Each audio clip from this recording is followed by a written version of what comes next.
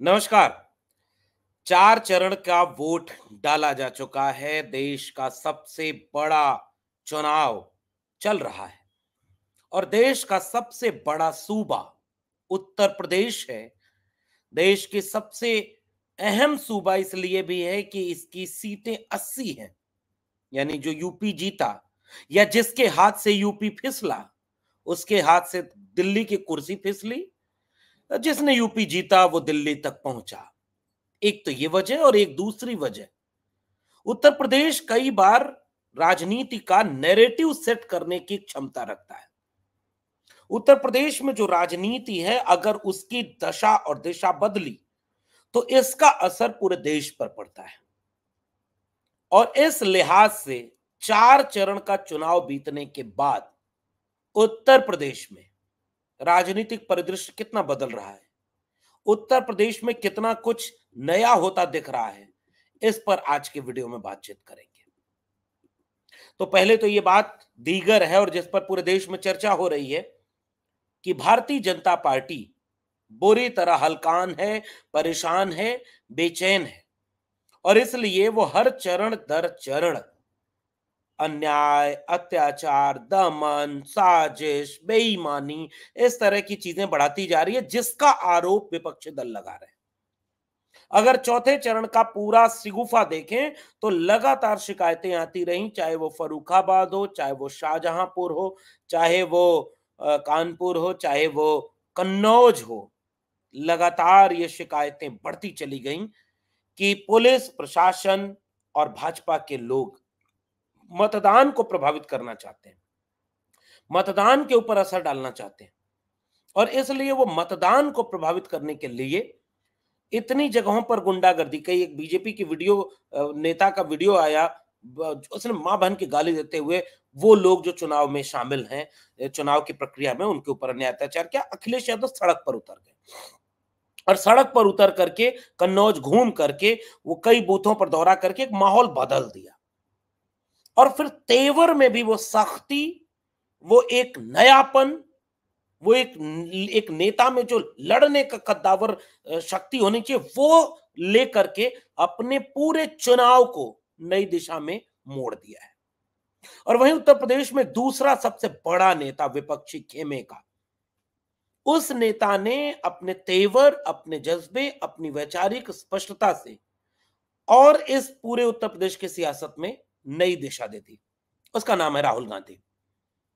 तो उत्तर प्रदेश में इंडिया गठबंधन के ये दो प्रमुख घटक दल, समाजवादी पार्टी और कांग्रेस पार्टी, अलायंस हुआ और अलायंस के बाद सीटों का बंटवारा हुआ। हालांकि बहुत कोशिशें हुई कि बंटवारा न हो, गठबंधन टूट जाए, बिखर जाए, लेकिन वो नहीं हुआ। उसके बावजूद जब 17 सीटों पर कांग्रेस पार्टी, 63 सीटों पर समाजवादी पार्टी प्रत्याशी उतार दी, चुनाव शुरू हो गया। प्रत्याशियों के चयन में पीडीए का काम करके अखिलेश यादव ने एक ऐसी चाल चल दी जिसकी बीजेपी के पास काट नहीं है, क्योंकि ये बीजेपी के घर में सेध मारी है। क्योंकि बीजेपी और upper caste, upper class, male, elite, एक खास किस्म का फ्यूडल मेंटेलिटी वाला इंटेलेक्चुअल क्लास क्षेत्रीय दलों की इमेजिंग कैसे करता है कि ये दल मुस्लिम यादव समीकरण के हैं। मुलायम सिंह यादव की राजनीति क्या है? मुस्लिम यादव की राजनीति। अखिलेश यादव की राजनीति क्या? मुस्लिम यादव की राजनीति। ये जातिवादी हैं क्योंकि ये यादव हैं।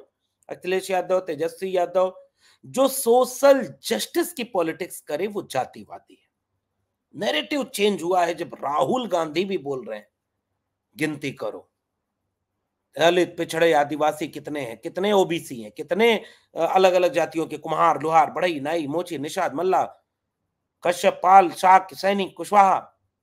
अरे कहां है भाई ये देश चलाने में? अब वही मीडिया और योगी आदित्यनाथ ये बयान दे रहे हैं कि जातिवार जनगणना कराकर ये लोग जातिगत वैमनस्य फैलाना चाह रहे हैं। वह आदमी यह बात बोल रहा है जो मुख्यमंत्री उत्तर प्रदेश का है और जिसने यह दावा किया कि उसने संन्यास ले लिया है। और सन्यासी की कोई जाति नहीं होती, लेकिन उत्तर प्रदेश के मुख्यमंत्री ने लाइव टेलीविजन पर बताया है कि हां, मेरी जाति क्षत्रिय है, मुझे गर्व है उसमें, क्योंकि ये वो जाति है जिसमें भगवान पैदा होते हैं। तो ऐसा एक चक्रव्यूह घेर लिया गया है अखिलेश यादव के टिकट वितरण वाले पीडीए ने, सोशल जस्टिस की पॉलिटिक्स ने और राहुल गांधी की इस नए रूप ने उत्तर प्रदेश की राजनीति के व्याकरण को बदल दिया है। उत्तर प्रदेश में इन दिनों आप कहीं भी सुनाई देना चाहेंगे तो अखिलेश यादव के भाषणों में सुनाई देगा कि ये पीडीए ही एनडीए को हराएगा। तो पीडीए क्या है? पीडीए है कि पिछड़ा, दलित और अल्पसंख्यक, 10 ticket Kurmi, 6-7 ticket Kushwaha, 6 ticket Nishad, 6 ticket Pasi, 4-5 ticket जो है दलित समुदाय में, जिसमें से 2 सामान्य की सीटें मेरठ और अयोध्या, जिस पर रिजर्व कैटेगरी के अंतर्गत ही जिसको चुनाव लड़ाने की एक परंपरा बन गई हो, उस दलित समुदाय के लोगों को अनरिजर्व सीट पर लड़ा दिया पीडीए। और 80% से 85% तक जो टिकट बांटा है अखिलेश यादव ने, उसने पीडीए के नाम पर टिकट बांट दिया। और बीजेपी ने इन जातियों का यह कह के वोट ले लिया था कि सपा केवल यादवों की पार्टी, बसपा केवल जाटवों की पार्टी। इनके यहां कोई सोशल जस्टिस नहीं।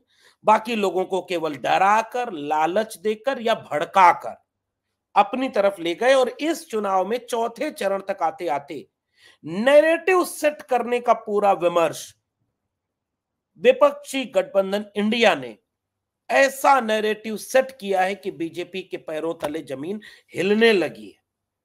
और वह नैरेटिव है संविधान का, वह नैरेटिव है सामाजिक न्याय का, वह नैरेटिव है आरक्षण का, वह नैरेटिव है जातिवार जनगणना और हिस्सेदारी का।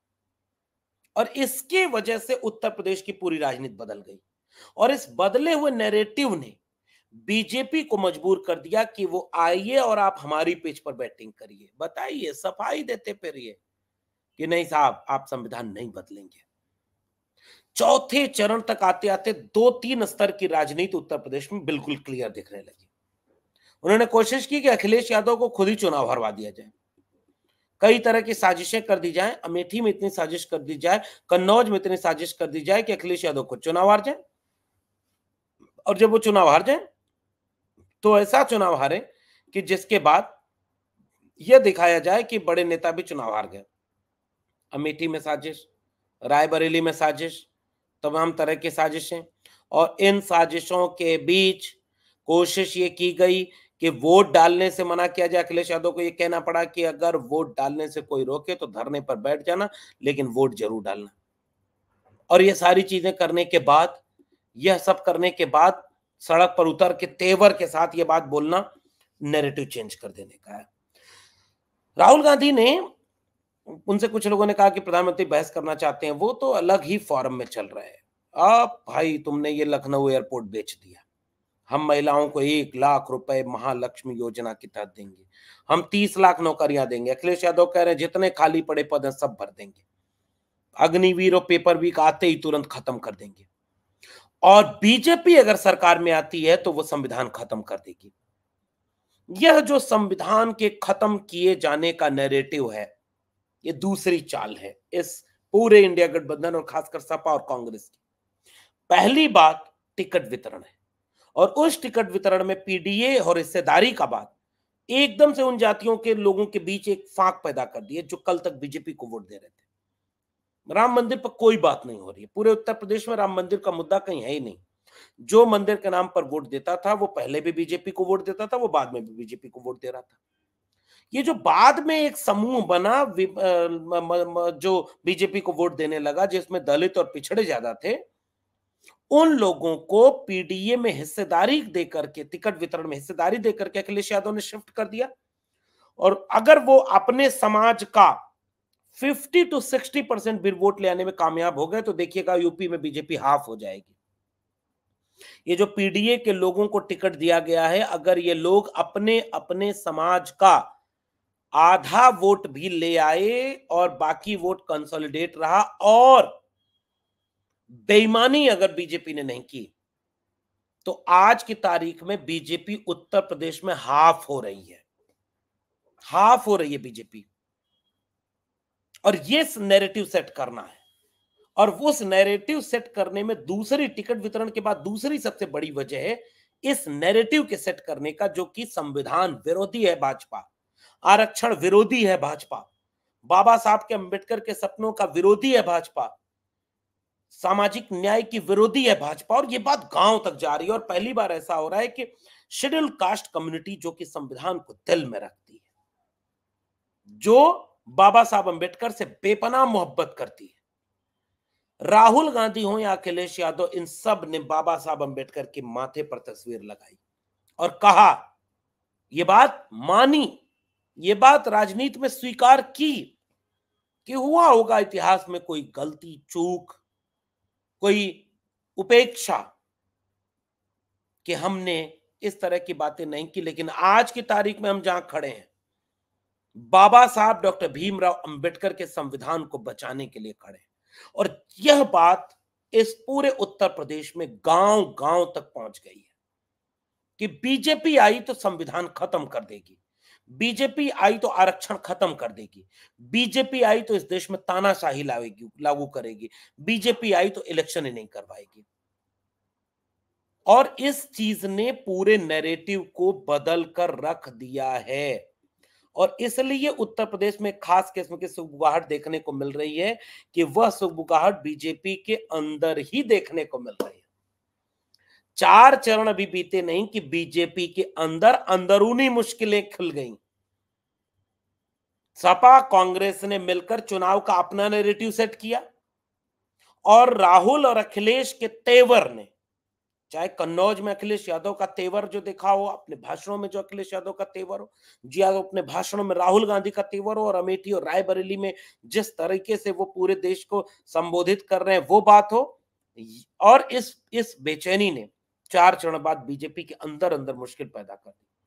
बीजेपी के लोग अंदर से बेचैन हो गए, बीजेपी के लोग अंदर से हलकान हो गए।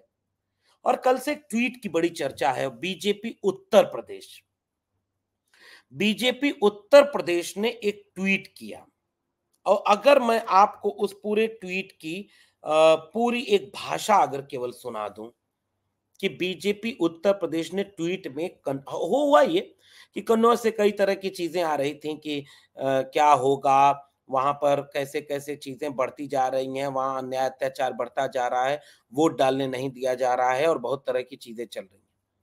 और उसके बीच में उन्होंने ये किया कि जो जो वहां पर कार्यकर्ता थे उन्होंने शिकायत की कि पोलिंग बूथ पर लॉ एंड ऑर्डर मेंटेन नहीं हो पा रहा है और वहां बहुत तरह की चीजें उल्टी हो रही हैं।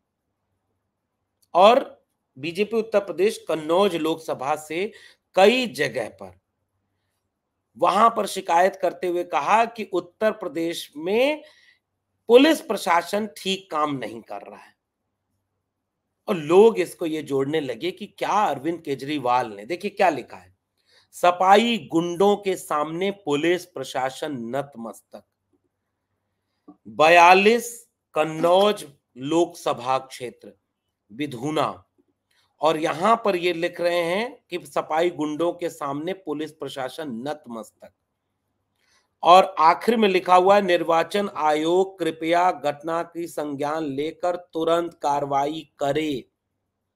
और इस चीज को ये जोड़कर देखा जा रहा है कि क्या अरविंद केजरीवाल ने जो संकेत किया था कि बीजेपी के लोग अपने नेताओं को, खासकर अमित शाह और योगी मोदी, अपने नेताओं को किनारे लगाने में कोई कोर कसर नहीं छोड़ते। लाल कृष्ण आडवाणी को लगा दिया, मुरली मनोहर जोशी को लगा दिया, बड़े बड़े नेताओं को लगा दिया, शिवराज सिंह चौहान को लगा दिया, मनोहर लाल खट्टर को लगा दिया, वसुंधरा राजे सिंधिया को लगा दिया। क्या अगला नंबर यूपी में योगी आदित्यनाथ का है?